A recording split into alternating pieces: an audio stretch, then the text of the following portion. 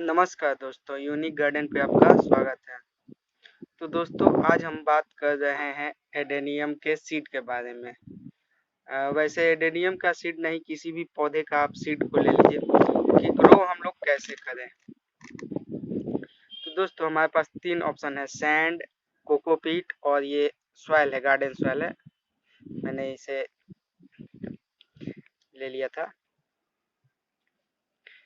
तो दोस्तों नंबर 1 की जो आप सीड को ग्रो करते हैं, सीड काफ़ी सेंसिटिव होता है। अगर दब जाए तो भी नहीं निकलेगा, अगर उसमें ज़्यादा पानी लग जाए तो भी नहीं निकलेगा और सूख जाए तो भी नहीं निकलेगा। तो हमें सीड को ग्रो कैसे करना है, यदि हम पहले हम लोग इन दोनों मीडिया के बारे में बात करेंगे, सैंड और सॉइल। तो जब भी आप जो सीड लगाते हैं तो सॉइल को मतलब सॉइल जो है डायरेक्टली नहीं लगाते हैं। इसमें आप कोई चीज़ मिक्स कर ले, सैंड वगैरह मिक्स करके लगा सकते हैं। लेकिन सबसे मतलब जिसमें हमको सबसे ज़्यादा रिजल्ट आएगा वो किस मीडिया में लगाएं। तो पहले सैंड का बात करते हैं। सैंड में वाटर स्टोर नहीं होता है, वाटर स्टोरेज सिस्टम नहीं होता है, लेकिन ये अपने में अगर आप एक छोटे से पॉट में इसको पानी देते हैं, यानी इसमें अगर आप सीड को लगाते हैं तो पर डे आपको उसका देखना होगा, केयर करना होगा और उसमें पर डे पानी देना होगा। यदि आप शेडी एरिया में रख दिए हैं तो आपको ध्यान देना है कि सूख ना जाए। यदि और हाँ, बालू जो होता है, अगर गर्मी के मौसम में आप इसमें सीडलिंग कर रहे हैं तो, और ठंड का जो मौसम है, ठंड में कभी सैंड में आप सीड ग्रो नहीं करें, क्योंकि इसमें हीट बनेगी ही नहीं। सैंड जो होता है गर्मी में बहुत ज़्यादा गर्म हो जाता है और ठंडी में बहुत ज़्यादा ठंडा हो जाता है। तो ये सीड के लिए अच्छा नहीं है, लेकिन फिर भी चलिए बात करते हैं इसके बारे में। तो यदि आप सैंड में लगाते हैं तो आपको क्या करना होगा कि नमी उसमें रहे, यानी पर डे आपको उस पे वाटर का छिड़काव करना होगा। और दूसरी बात, यदि ये सूख जाता है, यदि आपकी सीडलिंग थोड़ी सी स्प्राउट हो जाती है और ये सूख जाता है और आप 2 दिनों तक इसको सूखा ही छोड़ देते हैं, तो ये उस पौधे की भी नमी सोख लेगा, यानी पौधा आपका जो सीड्स निकले हैं तो मतलब 1 इंच से भी छोटे हैं तो वो डेथ कर जाएंगे, मतलब वो खराब हो जाएंगे। तो अगर सैंड में आप लगाते हैं तो आपको बहुत ज़्यादा केयर करने की ज़रूरत है। और इसमें रेशियो भी आपको मतलब आपको 100% रेशियो नहीं मिल पाता है, कुछ सीड्स निकलते हैं, कुछ खराब हो जाते हैं। अब हम लोग करते हैं सॉइल के बारे में। अगर आप जो ये सॉइल, डायरेक्ट सॉइल में अगर सीड को लगाते हैं तो ये काफ़ी भुरभुरी सी है, ये अलग तरह की सॉइल है, मैंने इसे अलग से मंगवाया था पौधों में लगाने के लिए। तो अगर आप कुछ मिक्स करके भी करते हैं तो इसका भी वही हाल है, जस्ट सैंड की तरह। ये भी अगर धूप पड़ती है तो ये भी सूखता है, और अगर ड्रेनेज सही नहीं है, इसमें आपको ड्रेनेज का ध्यान नहीं देना है। सैंड में अगर नीचे केवल होल भी है तो इसमें पानी रुकेगा नहीं, निकल जाएगा, लेकिन इसमें आपको ड्रेनेज का बहुत ज़्यादा ध्यान देना है। और इसलिए कि अगर इसमें रुक गया तो इसके अंदर ये जो है ये चिपक जाता है। मिट्टी जो होती है, अगर आप सिंपल मिट्टी में सीड लगाते हैं तो ये जो होता है चिपकता है सीड के साथ, और चिपकने के साथ अगर उसमें नमी ज़्यादा देर तक रख दिया तो सीड खराब हो जाएंगे। लेकिन इसमें भी आप ग्रो कर सकते हैं। तो अब बात करते हैं कोकोपीट की। तो दोस्तों कोकोपीट को ड्रेनेज ड्रेनेज तो सब चीज़ में जो है, इसमें भी मतलब जिस पॉट में लगाए इसमें भी होना चाहिए ड्रेनेज, इसमें भी और इसमें भी। तो कोकोपीट की बात करते हैं। जब भी आप सीडलिंग करें तो परलाइट की जरूरत नहीं है, जैसे इसमें 1-2 परलाइट मिल गया है, मैंने परलाइट नहीं लिया था, मैं केवल कोकोपीट के ही बारे में बात कर रहा हूँ। तो तो अगर आप थोड़ा सा, ये जो है कोकोपीट ऑनलाइन बहुत आसानी से मिल जाता है, मतलब 500 ग्राम 1 kg आप आसानी से इसको ऑनलाइन परचेज कर सकते हैं। तो ये बिल्कुल आसान है, इंडिया में कहीं पर भी आप परचेज कर सकते हैं। तो जो और कोकोपीट भी थोड़ा अच्छी क्वालिटी का लीजिए। तो बात करें, अगर आप कोकोपीट में लगाते हैं तो कोकोपीट बहुत ही लाइट वेट मीडियम है, लेकिन पानी अगर इसमें डाला जाए तो ये थोड़ा सा वेटेड हो जाता है, पर ये सीड के साथ चिपकता नहीं है। और जो क्या है कि जब भी हम लोग सीड लगाते हैं तो जो उसके ऊपर का लेयर है हम लोग हल्का देते हैं, चाहे सैंड से भी कवर करें चाहे सॉइल से भी कवर करें, हल्का कवर करना है।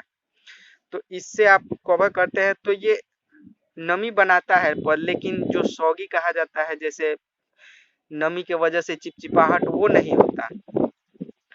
और इसमें जो सीड का ग्रोइंग है, जैसे ये अलग तरह का हीट बनाता है, इसमें भी एक अपना हीट होता है। जैसे अ, मतलब ये सीडलिंग के लिए काफ़ी अच्छा होता है। मैंने इसका रिजल्ट भी देखा है, खुद मैंने इसमें भी लगाया इसमें भी लगाया, लेकिन जो रिजल्ट इसका मिला मुझे इन दोनों से कभी नहीं मिला। तो इसमें जब आप सीड लगा देते हो, एक बार वाटरिंग कर देते हो, तो आपको ध्यान देना है कि अब दूसरी वाटरिंग थोड़ा सा ये सूख जाए, मतलब जब इसमें नमी हो तो नहीं करना है। लेकिन यदि किसी कारण से आप दूसरे दिन तीसरे दिन भी वाटरिंग कर देते हो तो इतना जल्दी करने से जो सीड है उसका नुकसान नहीं होगा, लेकिन अगर सॉइल में कर देते हो तो नुकसान हो जाएगा। और अगर आप किसी कारण से इसको 5 दिन 10 दिन नहीं भी दे पाते हो, अगर नहीं दे पाते हैं, इसमें वाटरिंग नहीं कर पाते हैं, तो भी ये जो है सर्वाइव करेगा, क्योंकि इसका रिजल्ट मैंने देखा है। तो आइए अब सबसे पहले हम बात करते हैं जो मैंने एंडेनियम सीड्स लगाए थे। ये देखिए, इन दोनों में मैंने एडेनियम के सीड्स लगाए थे, और कैसे लगाए थे इसका वीडियो मौजूद है, आप देख सकते हैं। तो ये मैंने कोकोपीट में लगाया था। ये जो परलाइट है ये हल्का है, इसमें मिक्स हो गया था तो जिसकी वजह से मैंने निकाला नहीं, लेकिन आप केवल कोकोपीट में भी लगाएंगे तो अच्छा रिजल्ट होगा। ये देखिए, तो मैंने जो सीड्स लगाए थे उनमें से ताजे सीड्स भी थे और बहुत पुराने भी थे, जो मेरे पास पड़े थे, थोड़े फंगस लग गए थे, उनको भी मैंने साथ में लगा दिया था। लेकिन जो ताजे सीड्स लगाए हैं वो 100% जर्मिनेट हुए हैं। ये देखिए, और इसमें भी 2 में हमने लगाया था। तो दोस्तों मैंने कोकोपीट में लगाया था, और जैसे ही 1 इंच 1.5 इंच का ये एक 1 इंच से थोड़ा सा छोटा था, तब मैंने इसको वीकली सप्ताह में लगभग 2 से 3 ग्राम यूरिया मिलाकर पानी में और इस पे एक बार वाटरिंग कर देता था। तो जिसके वजह से जो इसका है ना, इसका ग्रोथ काफ़ी अच्छा है। तो और दोस्तों, जब मेरे पिताजी डेथ कर गए थे, जिसके वजह से 10-12 दिनों के लिए मैं गांव चला गया था, तो ये एक साइड में छूटा हुआ था। तो अप्रैल के मंथ में इसको कोई वाटरिंग 10-12 दिनों तक नहीं मिली। इसके जो कोकोपीट थे एकदम सूख के पाउडर की तरह हो गए थे, बिल्कुल इसके तरह एकदम वाइट हो गए थे।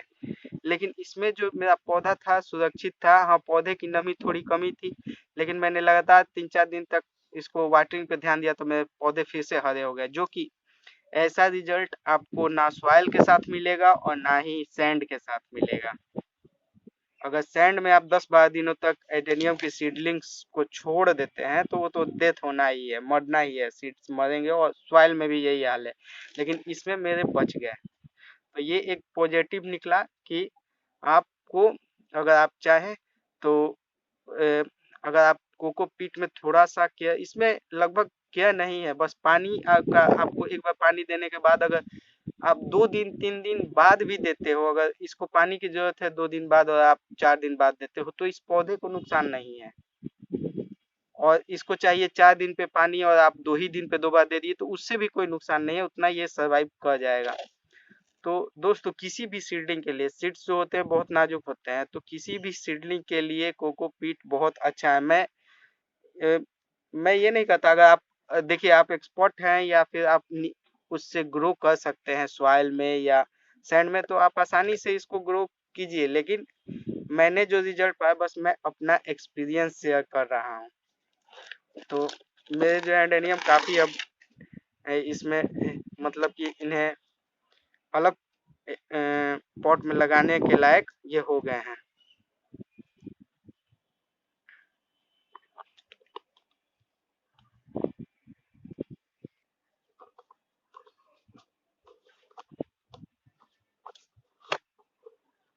तो ये देखिए दोस्तों, मेरे जितने भी ताजे सीड्स थे वो सारे के सारे ग्रो कर गए हैं।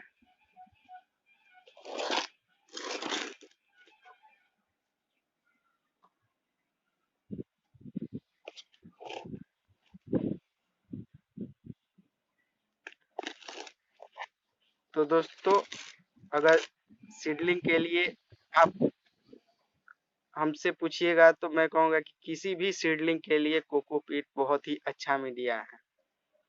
तो आपको ये मेरा वीडियो कैसा लगा?